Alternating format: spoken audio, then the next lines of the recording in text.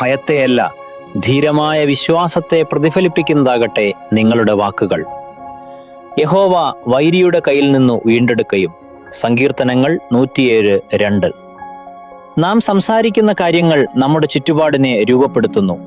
സത്യം വിളിച്ചു പറയാൻ നമ്മുടെ ശബ്ദം ഉപയോഗിക്കുന്നത് തന്ത്രപരമായ ധീരതയുടെ ഭാഗമാണ്. മൗനം പലപ്പോഴും ഭയം വളരാൻ ഇടയാക്കുന്നു. എന്നാൽ വിശ്വാസം നിറഞ്ഞ വാക്കുകൾ ആത്മവിശ്വാസവും പ്രത്യാശയും പുറപ്പെടുവിക്കുന്നു.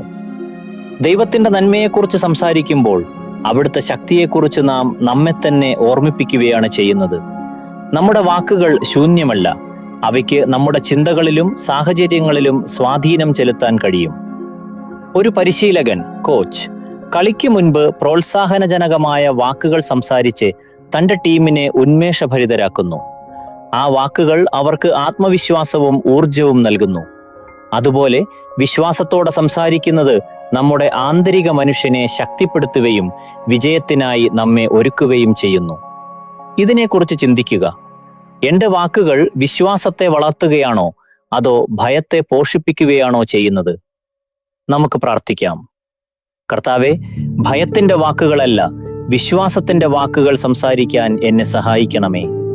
എന്റെ ശബ്ദം അങ്ങയുടെ സത്യത്തെ പ്രതിഫലിപ്പിക്കുകയും എന്റെ ആത്മാവിനെ ശക്തിപ്പെടുത്തുകയും ചെയ്യട്ടെ. അങ്ങയുടെ നന്മയെക്കുറിച്ച് ദിനംപ്രതി പ്രഖ്യാപിക്കാൻ എന്നെ പഠിപ്പിക്കണമേ. യേശുവിന്റെ നാമത്തിൽ ആമേൻ.